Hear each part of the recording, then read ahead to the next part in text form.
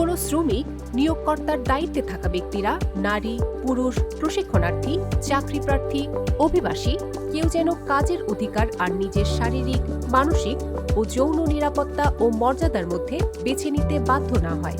ILO convention C-190 এর লক্ষ্যে কর্মক্ষেত্রে সহিংসতা ও হয়রানি বন্ধ করা একটি বাধ্যতামূলক অঙ্গীকার, সকলের জন্য, সকলের দ্বারা।